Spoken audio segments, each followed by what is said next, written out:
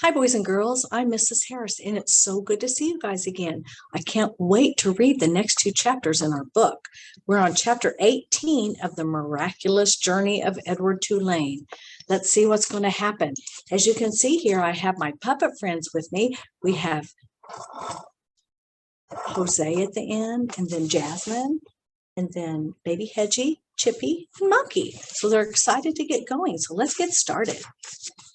Bryce and Sarah Ruth had a father.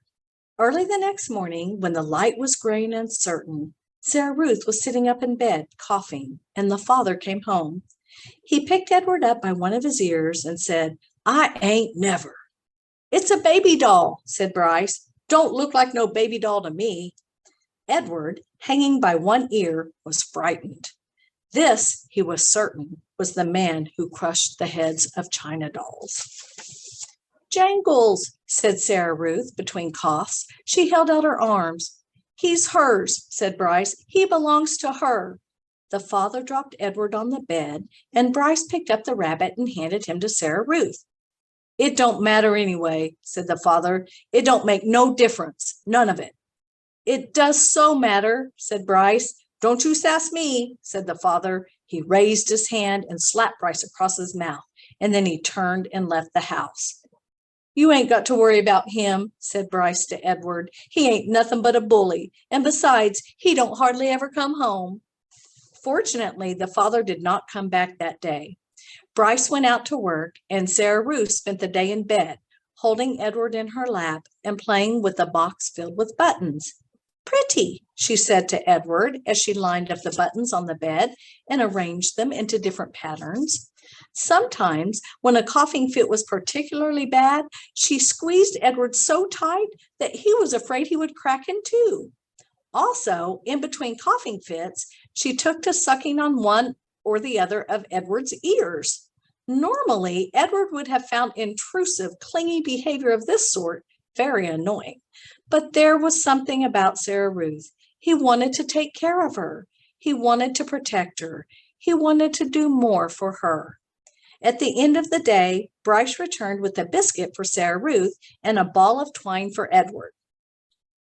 Sarah Ruth held the biscuit in both hands and took small, tentative bites.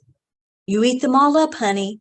Let me hold Jangles," said Bryce. "Him and me got a surprise for you." Bryce took Edward off in a corner of the room, and with his pocket knife, he cut off lengths of twine and tied them to Edward's arms and feet, and then tied the twine to sticks of wood. "See, all day I've been thinking about it," Bryce said. "What we're going to do is make you dance. Sarah Ruth loves dancing. Mama used to hold on to her and dance her around the room."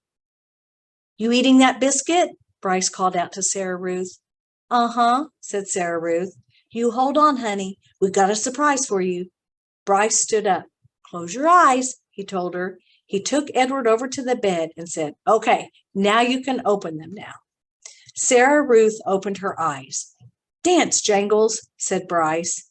And then moving the strings with the sticks with his one hand, Bryce made Edward dance and drop and sway. And the whole while, at the same time with his other hand, he held onto the harmonica and played a bright and lively tune. Sarah Ruth laughed. She laughed until she started to cough. And then Bryce laid Edward down and took Sarah Ruth in his lap and rocked her and rubbed her back. "You want some fresh air?" he asked her. "Let's get you out of this old nasty air." "Huh?" Bryce carried his sister outside. He left Edward lying on the bed, and the rabbit, staring up at the smoke-stained ceiling, thought again about having wings. If he had had them, he thought, he would fly high above the world to where the air was clear and sweet, and he would take Sarah Ruth with him. He would carry her in his arms. Surely so high above the world, she would be able to breathe without coughing. After a minute, Bryce came back inside, still carrying Sarah Ruth. "She wants you too," he said. "Jangles," said Sarah Ruth. She held out her arms. So Bryce held Sarah Ruth, and Sarah Ruth held Edward, and the three of them stood outside. Bryce said, "You got to look for falling stars. Them are the ones with magic." They were quiet for a long time, all three of them looking up at the sky. Sarah Ruth stopped coughing. Edward thought that maybe she had fallen asleep.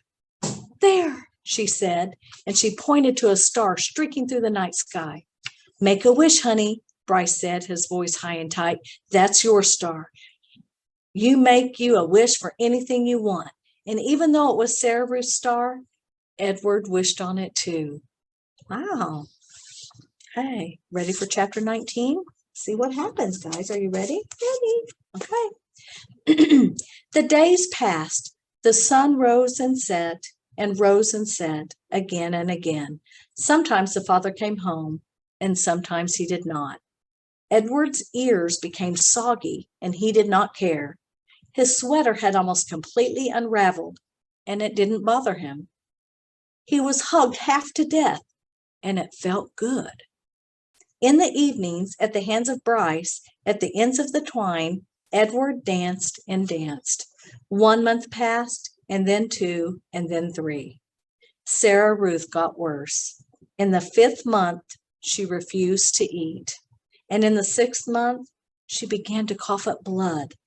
Her breathing became ragged and uncertain, as if she was trying to remember in between breaths what to do, what breathing was. Breathe, honey, Bryce stood over her and said.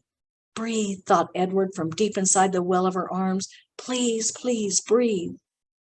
Bryce stopped leaving the house. He sat at home all day and held Sarah Ruth in his lap and rocked her back and forth and sang to her. On a bright morning in September, Sarah Ruth stopped breathing. Oh, no, said Bryce. Oh, honey, take a little breath, please. Edward had fallen out of Sarah Ruth's arms the night before, and she had not asked for him again. So face down on the floor, arms over his head, Edward listened as Bryce wept. He listened as the father came home and shouted at Bryce. He listened as the father wept. You can't cry, Bryce shouted. You got no right to cry. You never even loved her. You don't know nothing about love. I loved her, said the father. I loved her. I loved her too, thought Edward. I loved her, and now she's gone. How could this be? He wondered. How could he bear to live in a world without Sarah Ruth? The yelling between the father and son continued, and then there was a terrible moment when the father insisted that Sarah Ruth belonged to him, and that she was his girl, his baby, and that he was taking her to be buried. She ain't yours, Bryce screamed. You can't take her. She ain't yours. But the father was bigger and stronger, and he prevailed. He wrapped Sarah Ruth in a blanket and carried her away. The small house became very quiet. Edward could hear Bryce moving around, muttering to himself. And then finally, the boy picked Edward up. Come on, Jangles, Bryce said. We're leaving. We're going to Memphis. Wow, that was a pretty sad chapter. Boys and girls, if you have any questions about that or you're feeling sad about it, you can always ask to talk to me or Miss Hill. So thank you for listening, boys and girls. Let's see, our question for this time is, Bryce brings twine to play with Edward. What does he do with the twine? Okay, boys and girls, I hope you enjoyed this reading. See you next time. Bye.